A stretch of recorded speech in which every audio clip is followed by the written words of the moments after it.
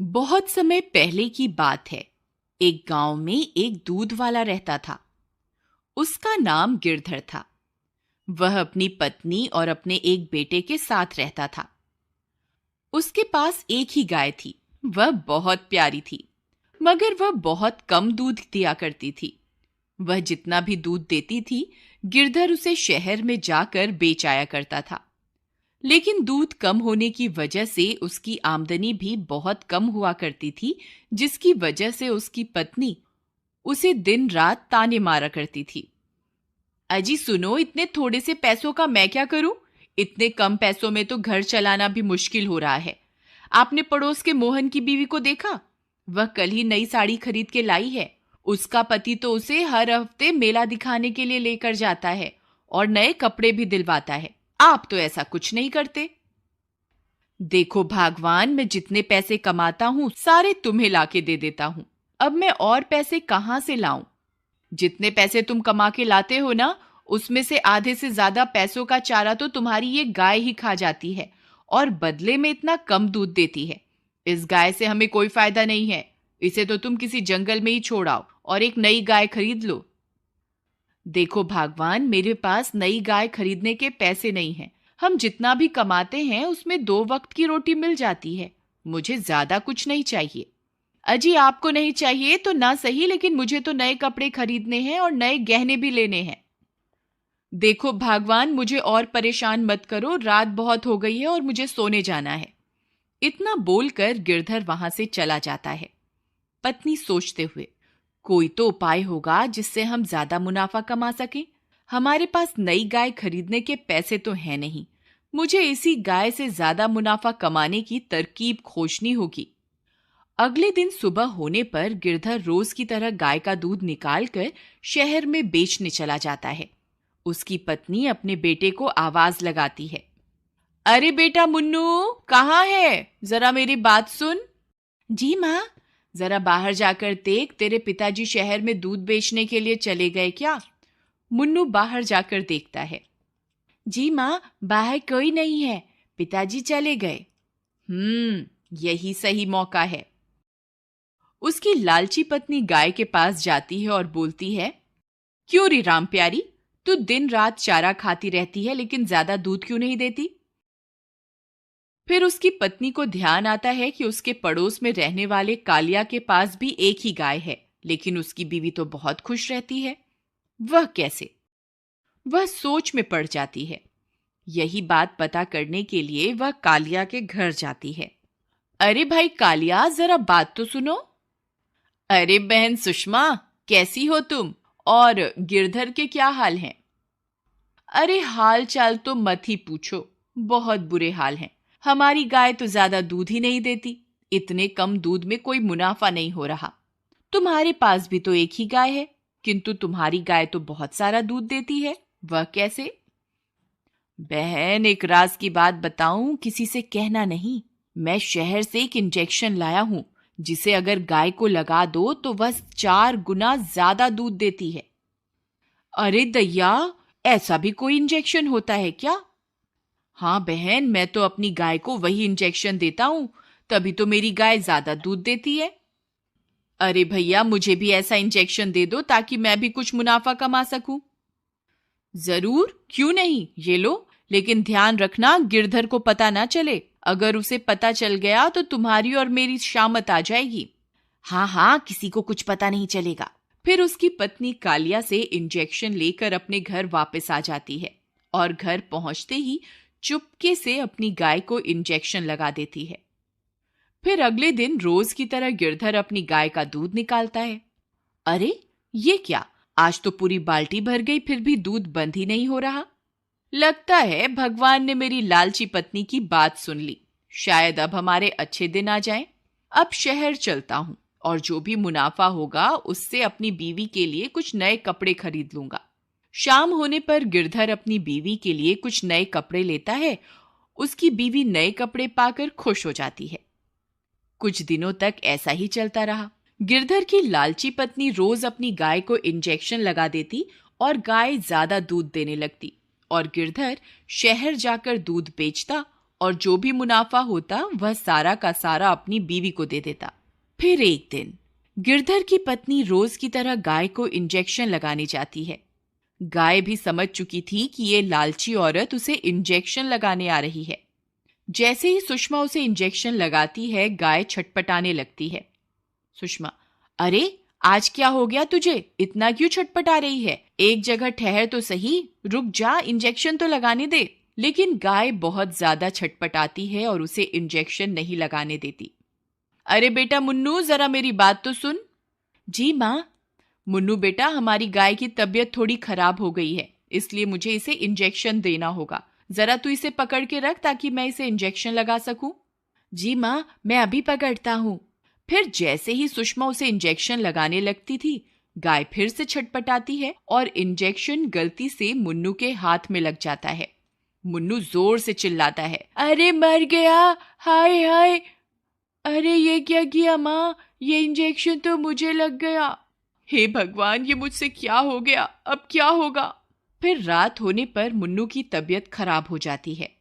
अरे बेटा मुन्नू, सुबह तक तो तुम ठीक थे, ये अचानक तुम्हें क्या हो गया? पिताजी, सुबह गाय की तबीयत खराब होने की वजह से माँ गाय को इंजेक्शन लगा रही थी और गलती से वह इंजेक्शन मुझे लग गया। लेकिन सुबह तो गाय की तबीयत ठीक थी। पत्नी डरते हुए, नहीं, आपके जाने के बाद उसकी तबीयत थोड़ी खराब हो गई थी, तो मैंने पड़ोस के कालिया से एक इंजेक्शन लेकर उसे लगाना चाहा था, तभी गलती से वह इंजेक्शन मुन्नू को लग गया। गिरधर समझ जाता है कि वह इंजेक्शन किस लिए था। गिरधर गुस्से में, मैं जानता हूं भगवान, तुम कालिया से वह इंजेक्शन क्यों लेकर आई थी। अपनी चोरी पकड़ी जाने पर उसकी पत्नी बहुत शर्मिंदा हो जाती है। मुझे माफ कर दो, ये सब तो मैंने अधिक मुनाफा कमाने के लिए किया था। मुझे क्या पता था कि वह इंजेक्शन एक दिन मेरे बेटे को ही लग जाएगा। गिरधर, भगवान, आज उस इंजेक्शन की वजह से जब तुम्हारे बेटे की तबीयत खराब हुई तभी तुम्हें एहसास हुआ ना। ये सोचो कि जब तुम रोज गाय को इंजेक्शन लगाती होगी तो उस पे क्या बीतती होगी, उसे कितना दर्द महसूस होता होगा। गाय तो बेजुबान है, इसलिए अपना हाल बता भी नहीं सकती, और हम लालची इंसान थोड़ा ज्यादा मुनाफा कमाने के चक्कर में इन बेजुबान जानवरों का फायदा उठाते हैं। अपने पति की बात सुनकर वह बहुत ज्यादा शर्मिंदा हो जाती है और अपनी किए हुए की माफी मांगती है।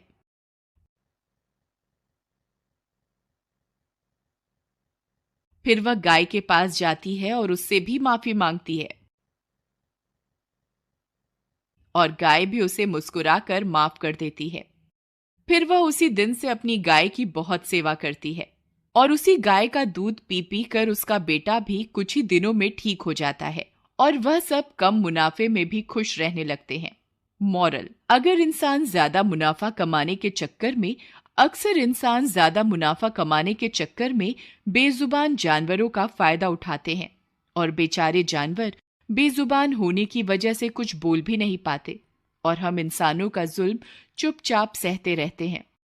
अक्सर आपने देखा होगा, सड़क पर गाय लावारिस हालत में घूमती रहती है और पॉलीथीन खाने की वजह से दम भी तोड़ देती है।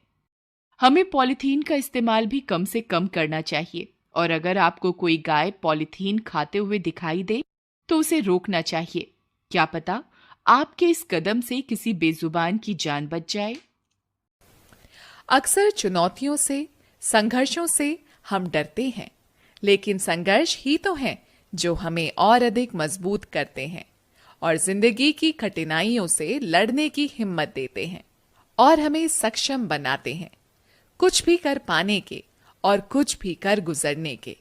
इसलिए जिंदगी में कभी भी कोई चुनौती आई तो उसे घबराइए मत, बल्कि हंसकर उसका सामना कीजिए। Hey there. Subscribe to my channel. And also press this bell icon. एक गांव में एक किसान अपनी पत्नी के साथ रहता था। एक दिन वह किसान अपने खेतों की तरफ जा रहा था, तभी उसे एक गड्ढे में से आवाज आती है। अरे ये कैसी आवाज है? लगता है कोई कुत्ते का बच्चा है जो मुसीबत में है। मुझे इसे बचाना होगा, नहीं तो ये मर जाएगा। फिर वह गड्ढे में झांक कर देखता है तो उसे वहाँ एक छोटा सा कुत्ते का बच्चा दिखाई देता है। वह उसे देखकर दंग रह जाता है। उसका रंग नीला होता है। ये तो कोई कुत्ते का बच्चा लगता है। लेकिन ये तो नीले रंग का है। मैंने तो इससे पहले कभी भी नीले रंग का कुत्ता नहीं देखा। इसे घर ले चलता हूँ, सुमन तो इसे देखकर बहुत खुश हो जाएगी। फिर वह किसान उस बच्चे को निकालता है और अपने साथ लेकर घर की ओर चल देता है। अरे सुमन, जल्दी बाहर आओ, देखो मैं तुम्हारे लिए क्या लाया हूँ। तभी उसकी पत्नी बाहर आती है और कुत्ते के बच्चे को किसान के हाथ में देखकर चौंक जाती है। हाय, कितना प्यारा है, ये तो नीले रंग का है। अजी, ये आपको कहाँ से मिला? क्या मैं इसे अपने साथ रख सकती हूँ? मुझे बचपन से एक कुत्ते के बच्चे को पालने का बहुत शौक था। हाँ हाँ, क्यों नहीं, मैं इसे तुम्हारे लिए ही तो लाया हूँ। लेकिन ये आपको मिला कहाँ से? मैं खेत की तरफ जा रहा था, तभी अचानक गड्ढे से इसके रोने की आवाज आई। मैंने झांक कर देखा तो मुझे ये उसमें पड़ा हुआ मिला। ये जरूर भूखा होगा, तुम इसे कुछ खाने को दे दो। इतना बोलकर किसान वहाँ से चला जाता है। फिर सुमन उसकी खूब देखभाल करती है। वह दिन भर उसके साथ खेलता कूदता है। सुमन भी उसे पाकर बहुत खुश थी। वह कुत्ता पूरे गांव में आकर्षण का केंद्र था। वह जब भी गांव में घूमने निकलता, सारे गांव वालों की नजर उसी पर टिक जाती थी, क्योंकि किसी ने भी नीले रंग का कुत्ता पहले अपनी जिंदगी में कभी भी नहीं देखा था। अरे हरिया, देख तो, ये उसी किसान का पिल्ला है। तूने कभी नीले रंग का कुत्ता देखा है क्या? नहीं भाई, मैंने तो पहली बार ऐसा कुत्ता देखा है। लेकिन ये इस किसान को मिला कहाँ से? इतना अनोखा कुत्ता खरीदने की हैसियत तो इस किसान की है नहीं। अरे भाई, इसे तो ये किसी गड्ढे में पड़ा हुआ मिला था। मुझे तो लगता है जरूर ही ये कोई जादुई कुत्ता है। तुम्हें क्या लगता है बाजार में इसकी क्या कीमत होगी? भाई, ये तो नायाब चीज है, ये तो अनमोल होगा। इसके हमें मुंह मांगे पैसे मिलेंगे। भाई, हर नायाब चीज पर तो सिर्फ हमारा ही अधिकार है। देर किस बात की, आज रात को ही इसे किसान के घर से चुरा लेंगे।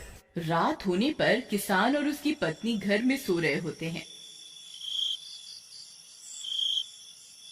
तभी लल्लन और हरिया किसान के घर में घुस जाते हैं और नीलू को बहलाने फुसलाने लगते हैं। ले ले बेटा, बिस्कुट खा ले। ले ले ले ले ले ले, आजा आजा।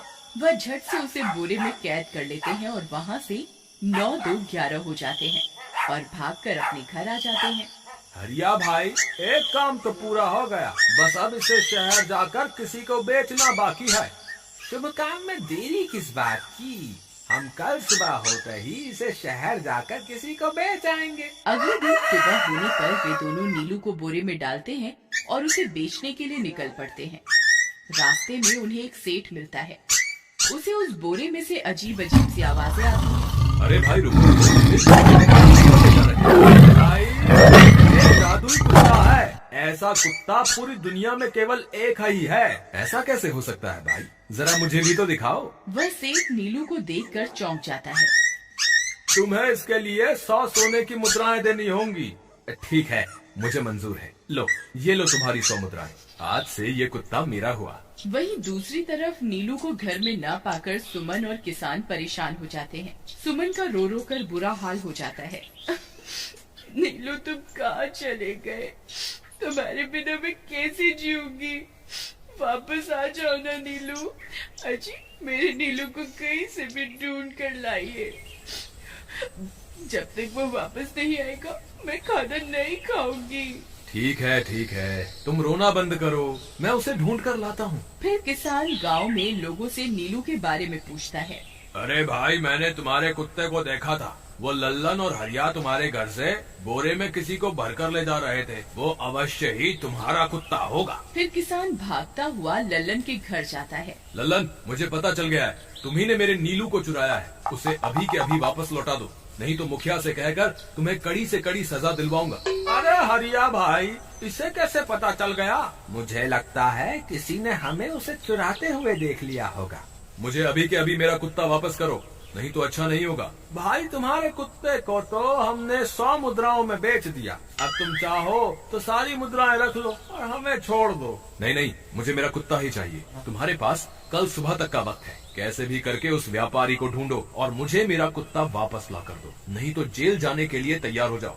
इतना बोलकर किसान वहाँ से चला जाता है। अरे मर गए रे, अब क्या करें? ये तो थानेदार की धमकी देकर गया है। लल्लन भाई, मुझे जेल नहीं जाना, कुछ करो ना।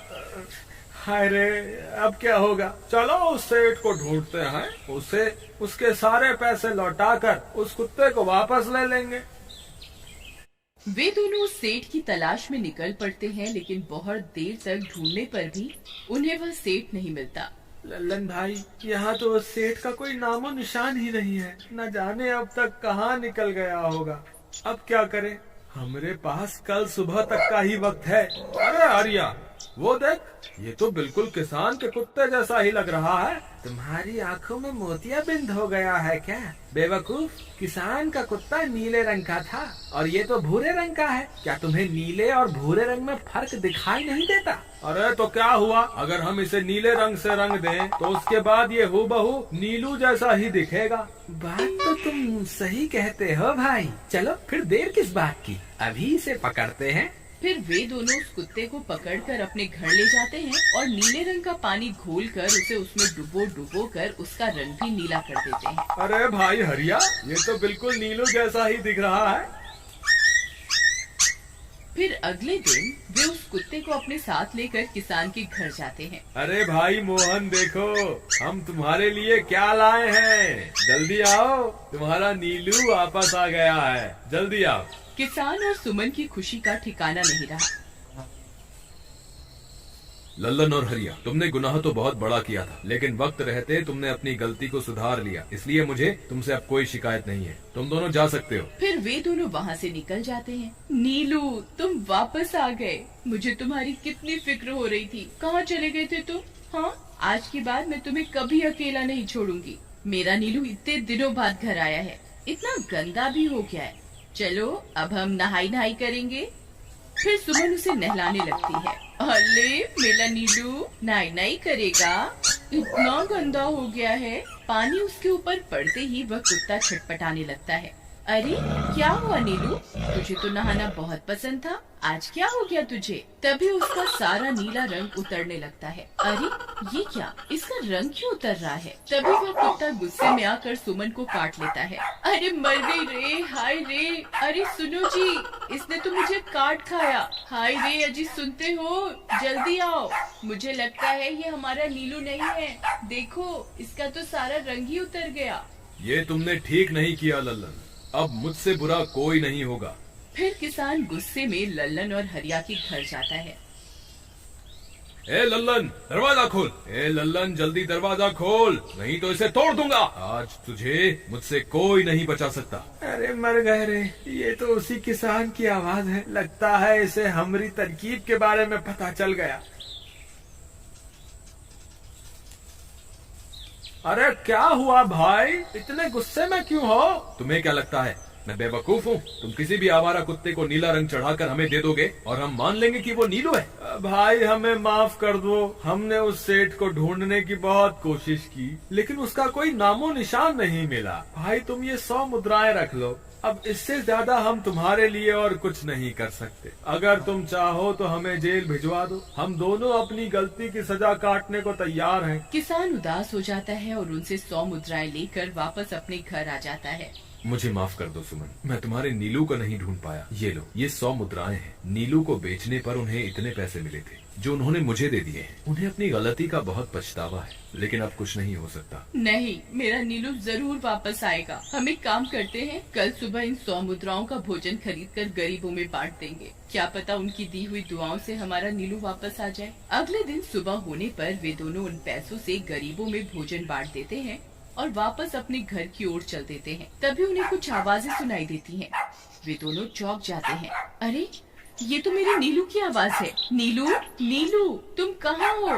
तभी सामने से नीलू भागता हुआ उनके पास आता है। नीलू तुम वापस आ गए, तुम कहाँ चले गए थे? मैं तुम्हारे बिना कितनी उदास हो गई थी।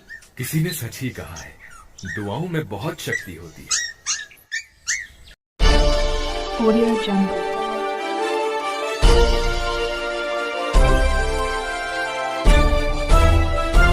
Audio Jungle.